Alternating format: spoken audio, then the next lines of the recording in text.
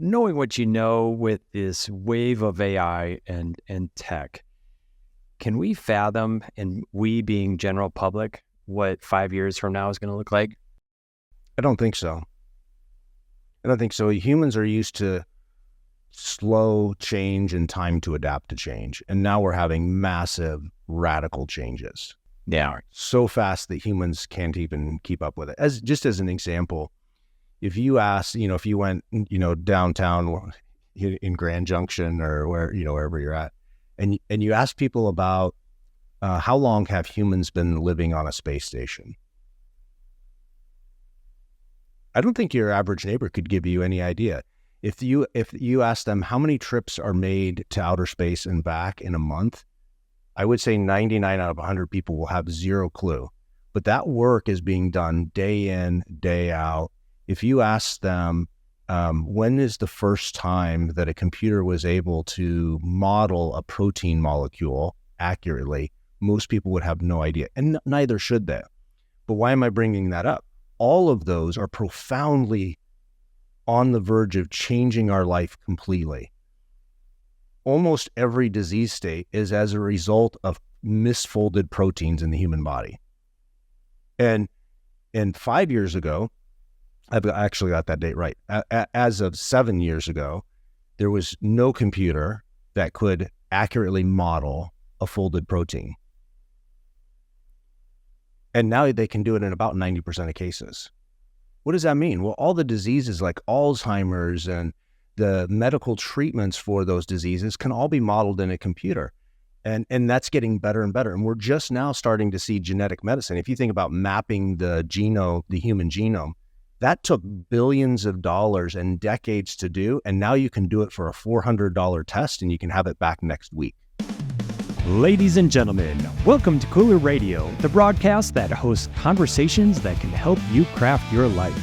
Each week, we bring on guests who are influencers, coaches, mentors, leaders, and our conversations explore the art of intentional living in crafting life to your dreams.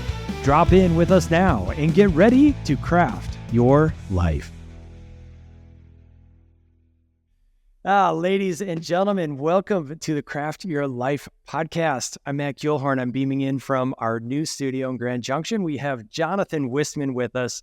This is going to be an incredible conversation. So pull over, tune in, let's jump in. Jonathan Whistman is author of The Sales Boss and visionary founder of Who Hire, a tech-fueled recruiting platform helping trades companies hire simply with more effectiveness than ever before. He's building the world's most powerful talent intelligent platform. We're going to go in a lot of different directions. Jonathan, typically I'll open up by asking people where they grew up. I want to flip it today. One of the things I read to myself every morning is a visualization that I'm going to live to 108 years old. After just a couple of moments talking with you, I think I'm shooting myself short. I want to talk about, where do you see yourself almost morbidly dying? How far out do you think about your life? Well, first, Matt, great to chat with you. And in the green room, hey, you literally have a green room behind you, but in the green room, we've already had a great conversation. Yes. This idea of human lifespan and longevity has been a moving target. And if you look at human longevity, we're adding maybe 10 years, 20 years, over 100-year time spans. But we're right at a point in history where scientists are starting to agree that if you can maintain relatively great health over the next 8 years, there is a chance that medicine and science can extend your lifespan by 1 year for every year you're alive, which means that there's no theoretical end. There'll be a point in time where dying isn't a result of aging, it's a result of stupidity. So if you can avoid dying from something stupid, you could actually... And that's a very interesting thing. So in my mind, I've set my lifespan at 150, and I realize I'm probably selling myself short at that. And when we talk about lifespan, it's healthy lifespan. We tend to, as humans, think, oh, somebody's 90, 95, they're in a bed, they're not moving much. I mean, there's a handful of cases where people are still sharp in intellect, but we have this image of age. And so when you ask people, do you want to live to 150? Most people go, I don't know if I want to live that long. But the reason is they have the wrong mental map. If you were in the shape you're in today, Matt, with the health you have today and the friendships you have today and the life challenges that you have today, you're not going to choose to die tomorrow just because some arbitrary number says you're 150. You're going to be like, no, let's go. And if you're bored with the life you have, you just start a new one because you've got decades and decades to master a new craft. Yeah. So I think, for entrepreneurs today, we need to develop a longevity mindset in terms of, am I building my business and crafting my life in a way that I want to be in this life for a long time? Because chances are you can be in it as long as you want. That is surreal to me. And I think of myself as a change agent, and that's challenging my construct a little bit. I've definitely redefined myself over and over in the short 47 times around the sun that I've been on the planet. And I have a longevity mindset to 108. Now it's starting to shift, but it's also bringing forth to where like I can see or imagine, like I'm pushing my garage door company, Kooler Garage Doors, to experience an exit. And after that exit, like I'm hoping for a liquidity event, and then what is kind of the question mark, and I'll kind of figure it out, map it there. But that could happen multiple times if that timeline goes longer. Yeah, and I think taking a longevity mindset does another thing, is it allows you to be patient to win the right way. So when you think about wealth, the mindset that I'm adopting is I just want to de-risk the future for myself and my children, right? But I don't ever think of this event where I'm just retiring. I just want to de-risk the future so that I can take greater risks without worrying about, hey, is there am I financially going to be able to provide for my family? Am I going to have the basic necessities? If I can de-risk the future from that standpoint, I'm not thinking of it as a retirement. I'm thinking of that de-risked point in the future as sort of my starting point. Now I get to do what I want to do, and I get to do it for as long as I want to do. I could do it forever. I love that. Okay, I am curious, where did you grow up? I grew up in Washington State. All right. Yeah. Have you always been like an explorer, like on the edge of innovation? That's a long story. I grew up in a religious cult, so that's a whole nother episode. But that is breaking free of that was transformative in the sense that I grew up with everybody that I admired and respected telling me the world was a certain way and that the world was ending on a certain timeline. And so I never really thought about, the future way out. I just thought about how do we save as many people from the end of the world as we know. But breaking free of that actually taught me that what we think we know about the world is usually just a construct. Like we might believe it's true. In fact, I usually say the most dangerous belief we can have is the one we don't identify as a belief, because to us it's true. Because if we just believe it's true, there's no reason to question it. There's no reason to think it could be differently. And so in that sense, I have become an explorer. I'm insatiably curious about what are the things that we accept as truth that aren't actually true. As an example, aging is one of those. And I'm not consumed with getting old. I think getting old is better than the alternative.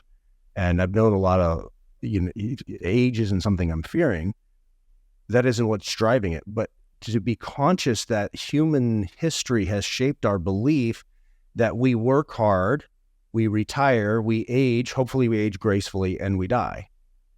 What happens when there isn't that retirement event that has to happen where we can work in a healthy way for as long as we choose to work? And secondly, what happens in a world where there isn't enough work as we define work today for everyone? Yeah. Where there's not enough work for you to work 40, 60, 80 hours a week. Because I don't know about you, but as a guy growing up, at least in the United States, I don't think there's many times where meet somebody new and within 20 minutes, the person asks, what is it you do for a living? It becomes our identity, right? It does. Who are we? That's right. Yeah. And I think it's a far more interesting time period to live in where what we do is irrelevant to the discussion of who we are, because our lives are not so defined by what we do to earn an income. There's a couple different directions that we're going to go because I love all of this. One thing I am now curious about. So in your reflection, you're talking a lot about a superpower that is called curiosity. And one of my friends really defines it as a superpower. And it is wild as I get more and more knowing about curiosity. But for you, and I think curiosity is a big piece of crafting a life. Where do you think in your life this power of curiosity really developed? And was it intentional? I would go back to sort of early childhood, trying to figure out the world around me and why people did the things they did. Part of the growing up in a cult, at least the one I was in, we spent a lot of time trying to convert people, which meant you knocked on the door, you went in their home, you started having a conversation about how their life, they should think differently. Yeah. Well, there's not a ton of reward. You're not paying anybody to engage in that activity. But so what you have to become is really observant of humans and human nature. And so I think that just drove a curiosity about, like, how do people become what they become? You think about, the time in U.S. history where terrorists flew planes into the World Trade Center and the Pentagon. And yes, that was an evil thing. However, the people that did that acted in harmony with a belief that was hyper real to them. In fact, yes. I would submit probably more real than any belief you or I have, because I have no belief that I feel so strongly that I would get on a plane and do those kinds of horrific things. Right. And weeks before they did that, they were out playing with their kids, soccer games, and living otherwise very, what you and I would identify as normal lives. I think if we're going to overturn century-old hatreds, even with what's going on in Israel and the Middle East now, we have to get curious about how are people shaping that worldview.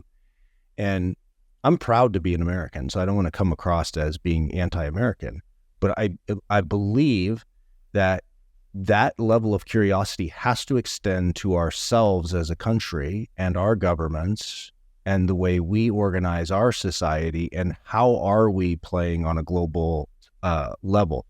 They say all politics is local, and I think that's true, but more than ever before, especially with advances in AI and quantum computing and all of the other, really forward-leaning technology, the planet's becoming smaller. Yeah. And that means that we will be sharing resources. We will, as we do today. And,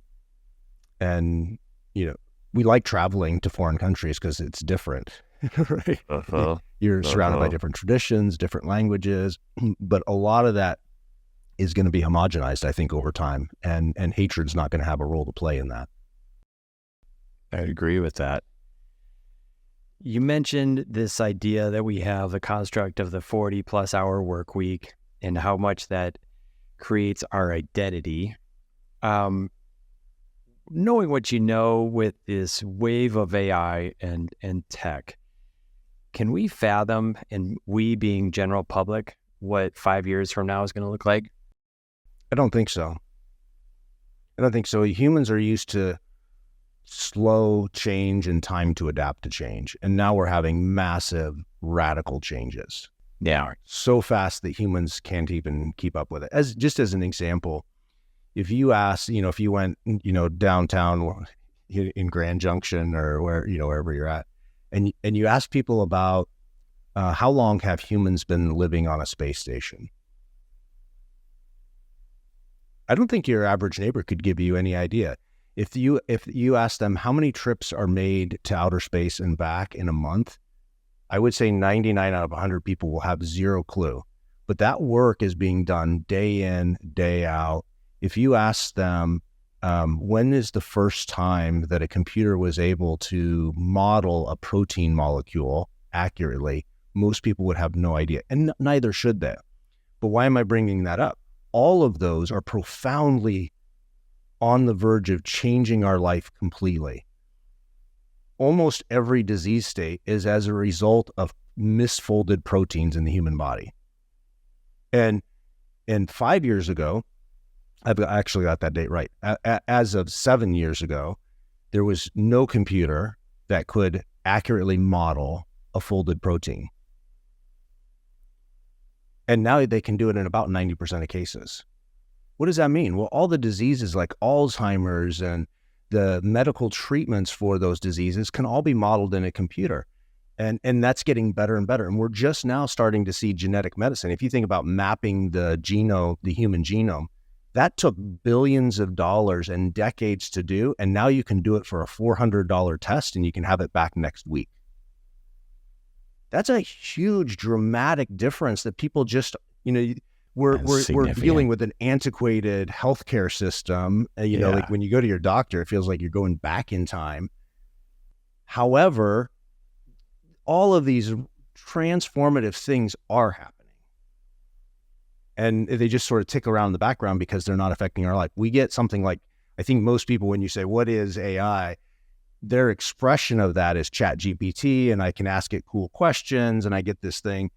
And that is just one consumer-facing area of AI. And it's actually probably right now the least important but the models that are informing ChatGPT are the same models that are being used in medicines and material sciences and all of the other things that really drive the way we operate as humans.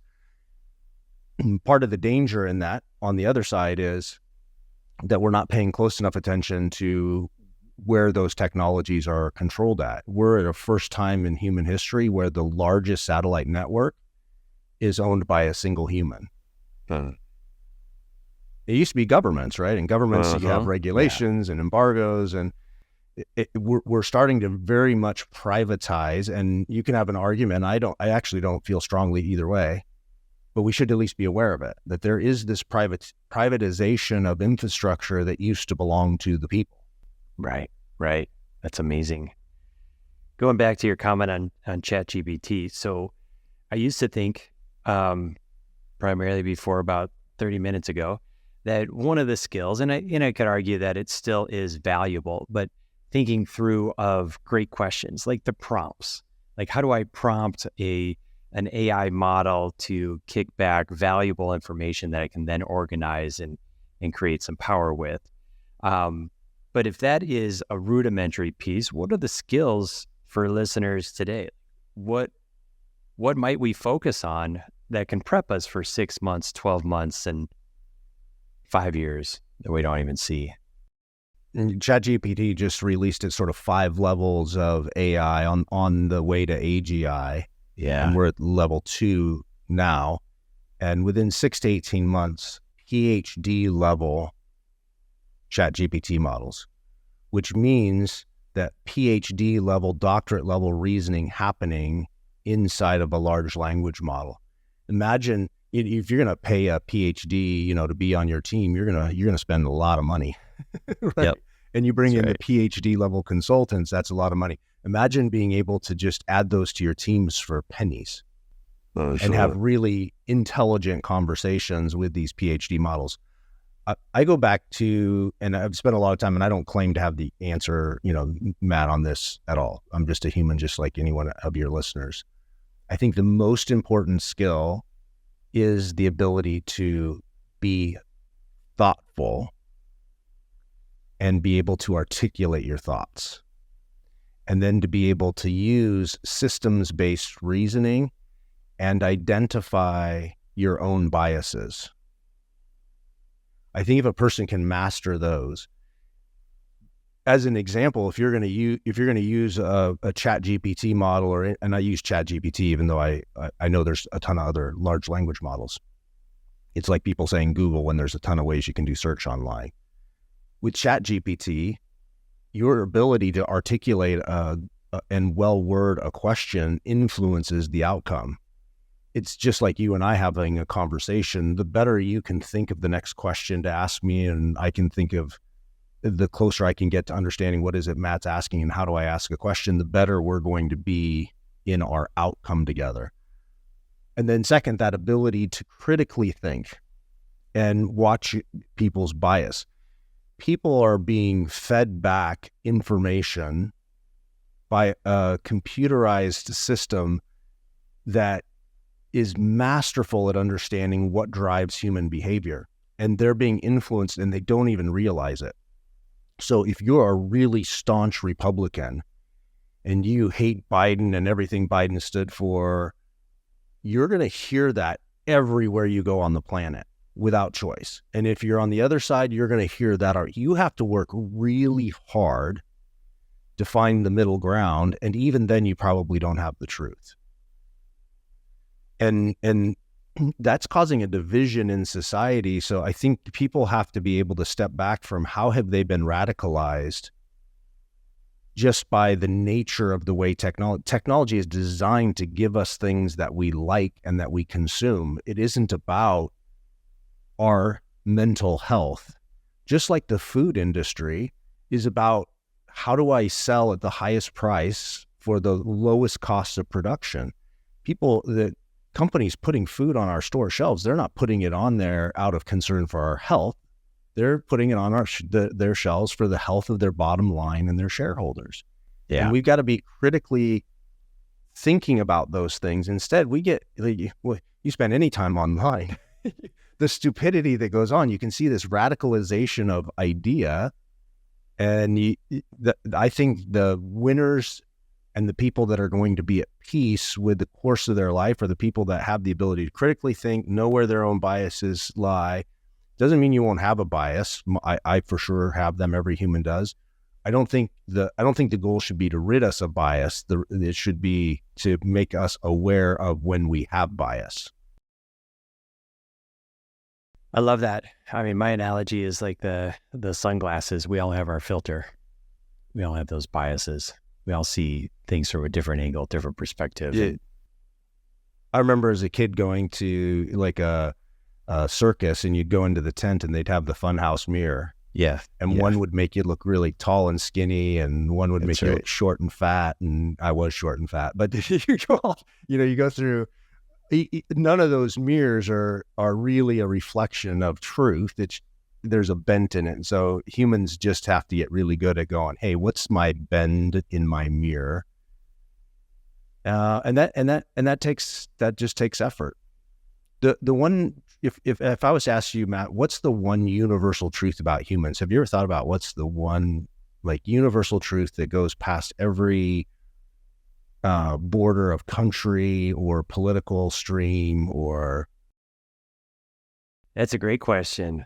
I haven't spent a whole lot of time thinking about that. I mean, I think on one biological level, like we play the game of don't die. Yeah.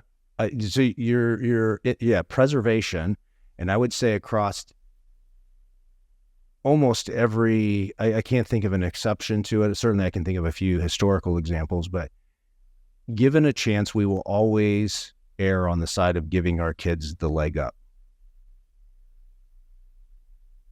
Like it's just so innate in us as humans. Yeah. Yeah. Right. Like you think about people that are drilling deeper and deeper, for water in areas where probably shouldn't be drilling for water anymore.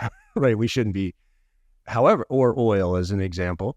If your family's legacy and wealth and stature and role in society came from doing that thing, you're not going to be all of a sudden the guy that goes, you know what, my dad's dad gave me, and now because it's not good for the planet, I'm going to cut it off and, F my kids. Yeah. It's just not going to happen. Yeah. You're going to use your wealth to influence legislation. You're going to, right. And it's not because you're an evil person. It's just human nature. And so part of understanding how technology plays out is understanding how humans play out. And every human, doesn't matter the country, at the base level is, how do I improve life for my kids? So I like to think about world problems from that standpoint of there's almost no disagreement about the problem that we're trying to fix. Usually it's not the problem that causes the division, it's how we go about solving that problem. Like if you ask people, we need to improve highway safety, there are millions of people dying on our highways. Nobody's going to disagree with that. However, when you start going, we need to set the speed limit at 45 and you have to wear seatbelts and we should have, stricter, now you get into all sorts of divisions about, wait. Now we're having unreasonable control. Yeah, and I see that as a preservation or a leg up for my children. I also look at that as, again, going back to identity. Like, if I'm a garage door guy, which I am today, and 10 years from now, home robots, androids take over, and all of a sudden they're making all the fixes on the HVAC, on the doors, on everything, then I'm out of a job, and that's really challenging to my identity. Yeah, and then and that's where fear comes in. That's right. And fear can paralyze people. Yes. I have been fortunate through my consulting work from writing The Sales Boss that I have worked with some of the most successful people across a lot of different industries. I mean, people whose kids don't have to worry about wealth. By every measure have been successful. And when they start moving out of their core thing they did for a living, they have a crisis. They don't know who they are. They can't hang it up. Like they work their whole life with this idea of, hey, I'm going to go, I'm going to set this aside and then I'm going to go do this other something that's going to make me happy. Yeah. And when that moment in time arrives, they're not happy.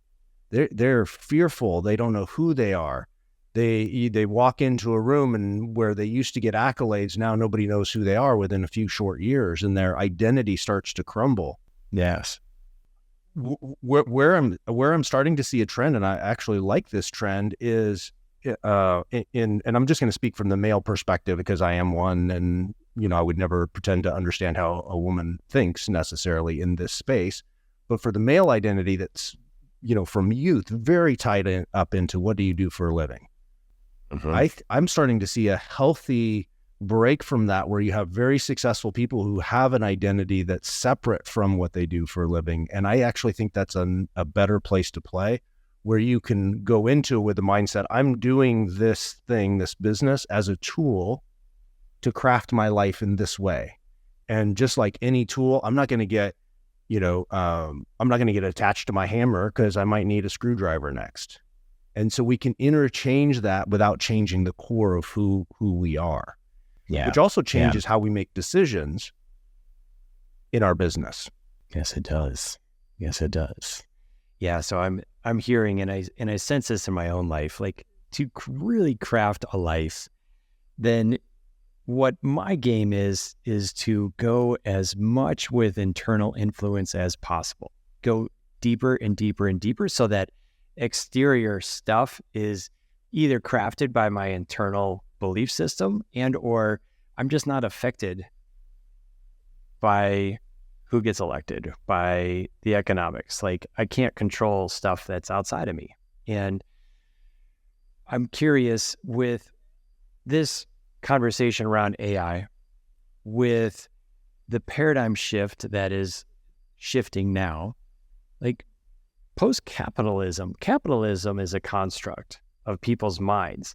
We can look back last hundreds of years, maybe thousands, and see that, it's been what we've known. But at the same time, like I see a potential for post-capitalism. And then what happens? Then nobody really has like this identity of work. And well, capitalism has changed the world for the better on a grand scale. Yes. And it has destroyed and created problems in a different way. Yes. The problem we get into is when people want to boil that down to a sound bite and be like, oh, you're being socialist, or you're, and like, and coming from such a narrow understanding of what socialism even is. Here is the reality, and it is coming. There will not be enough work to keep humans doing the work that we traditionally think of as work. That time is very quickly approaching. Certainly within the next 40 years, things that there are entire companies around today won't even exist. The things are changing that quickly. Our entire medical system will change. Our banking systems will change. You go into any major metropolitan area, downtown, the tallest buildings are insurance, healthcare, and those industries are changing. They're going to completely change. Which means at some point, you have to start considering, how do we have universal basic income? How do we have universal basic healthcare? And you get people so riled up by saying, we're not going to give a handout to people. Well, the truth is, as a society, we're already paying for that. Right. The question is, where are we going to pay for it at? When are we going to pay for it? And is there a value in putting it on the table and understanding, like, when you look at people that are in jobs today, just pick a handful of jobs. If you could completely de-risk them chasing their dreams, when I say completely de-risk, I don't mean a handout. I just mean, like, when de-risk meaning they're not going to end up homeless. I don't mean they're not going to struggle, but they're not going to end up homeless and, not be able to afford healthcare. But if you can de-risk that, and you can unleash that creative potential in humans, freed from their worry about how am I going to pay my rent and my mortgage and my very basic needs, you're going to unlock such creative potential for the planet that I'm excited about that. I don't see that as people getting lazy. Will you have lazy people? Yeah, we have lazy people today. And if by guaranteeing some really basic level of housing and medical care, I believe in the human spirit. There's going to be such a few people that want to stay at that lowest level. You're still going to have people that want to rise up. They want to challenge themselves. It's the growth that they're addicted to. Yeah. I see both in that for sure. Like, some people are just going to milk it, and it'll be interesting. Some people aren't going to be able to handle it. Like, quite frankly, like, there is disruption in front of us. And when you mentioned time frame, you said, did you say 4 years or 40? I would say 40 years. Yeah. And I'm just going based on voracious reading and research, sort of the timelines of somebody that I follow really closely is Ray Kurzweil. I don't know if that name's familiar to you. He's one of the top research scientists at Google. He wrote the book, The Singularity. He just published a book called The Singularity is Near, which blew my mind. It's probably the single best book I've read in this space, and for sure in the last decade. So I'm using some of the timelines that he posits, and the reason for that is he's known as a futurist. He writes predictions, and right now I think his success rate on the predictions that he has written is about 87%, certainly higher than my prediction level. So I tend to trust, where that's going. But you think about let's think about just our food system, like the way it is today. So let's, massive corporations and all that aside, you have a farm that's, growing something, growing it, we're transporting it somewhere else, it gets to the grocery store, all those cogs in the wheel. Well, we're already seeing buildings being repurposed inside urban cities that they're growing everything inside of that building completely automated. We're already seeing automated checkout at the grocery store. We're already seeing self-run vehicles. It doesn't take a leap of, creating things that don't already exist to imagine a completely closed loop where food's being planted close to the source of where it's being consumed and delivered to our homes with no human interaction. And in fact, even the robotics that are being used to do that are now self-healing and self-building.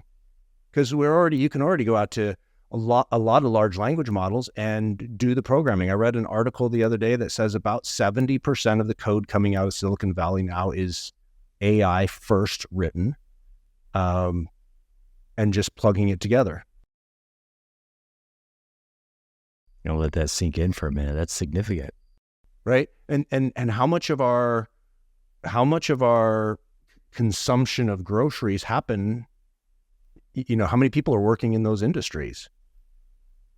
Yeah. Call centers is another example that employs millions of people. I was on having a voice AI conversation, and I follow it really closely. I was 10 minutes into a conversation the other day before I realized that I wasn't talking to a human. And my first reaction was like, oh, they swindled me. My second reaction was like, wow, that was the best experience I've ever had. It was less frustrating.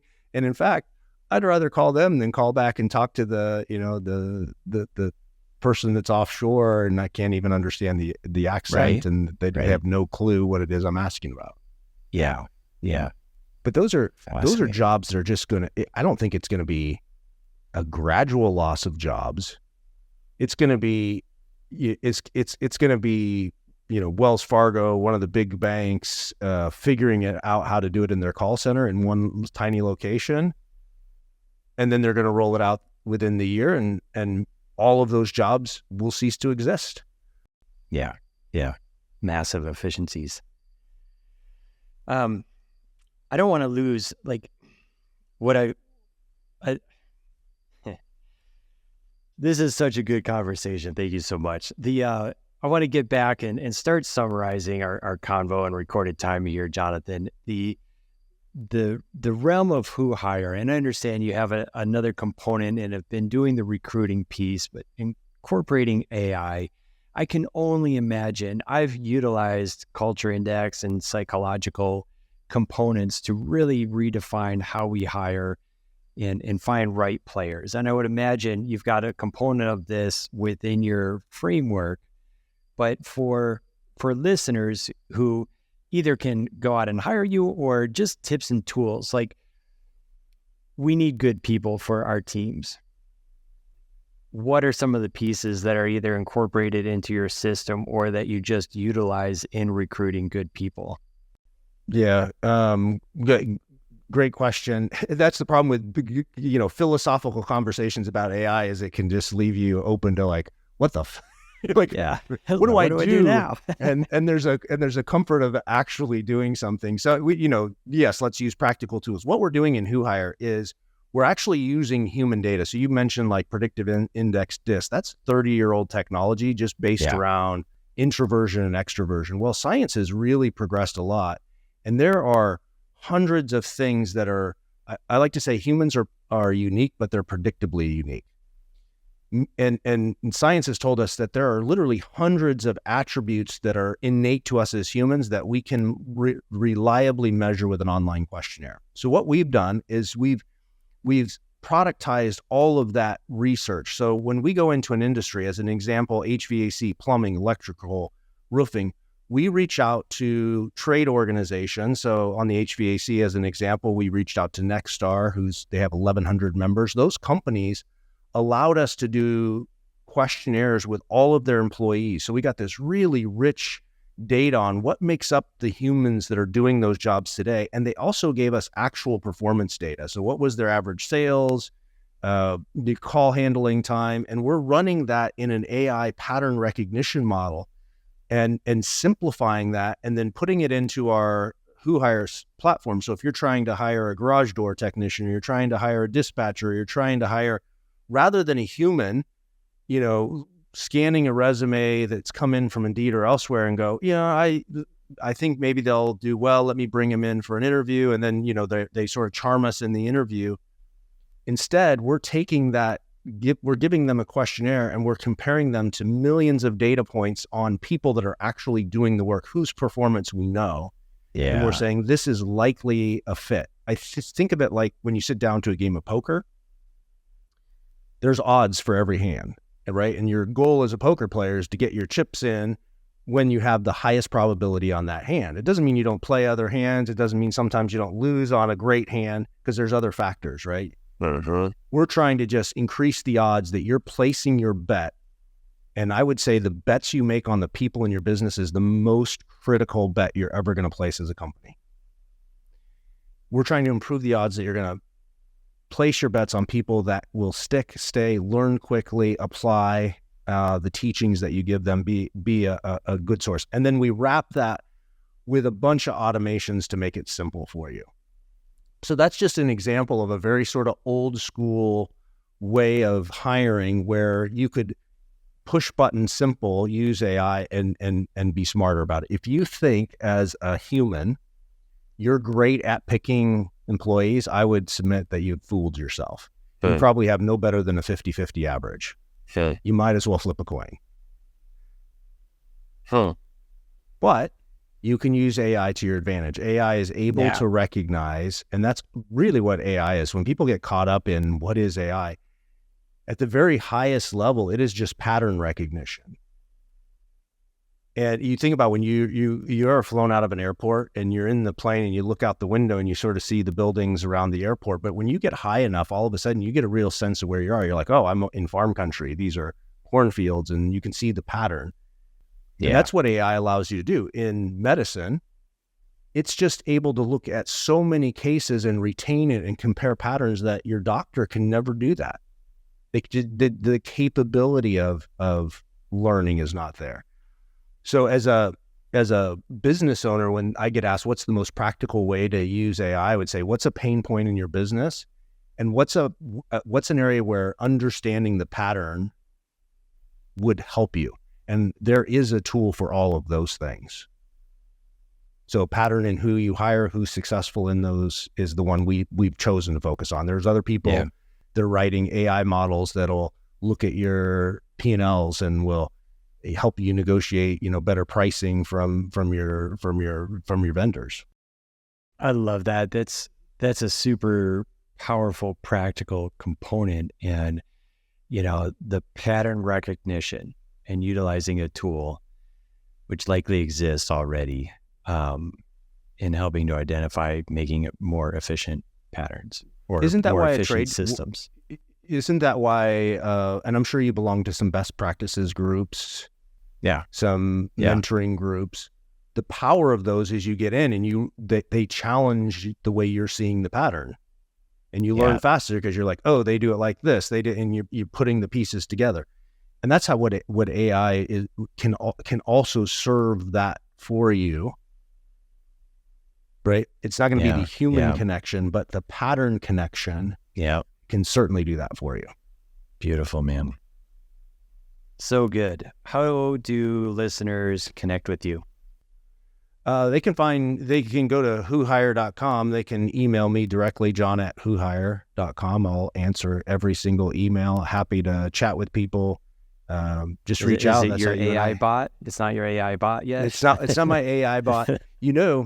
I also think the way to be competitive is to utilize AI, like really push the limits of what it's possible to do. And then on the other side, push being as human as possible. As an example, every one of our customers, 9 a.m. to 5 p.m. Eastern, they can get on meetwhohire.com. If you're listening, you want to just check it out, you can go there. It's live. They can instantly get help from a live human. Be on camera with them. My team will get on, look over their shoulder, help them with whatever they want. So they're not doing a chat.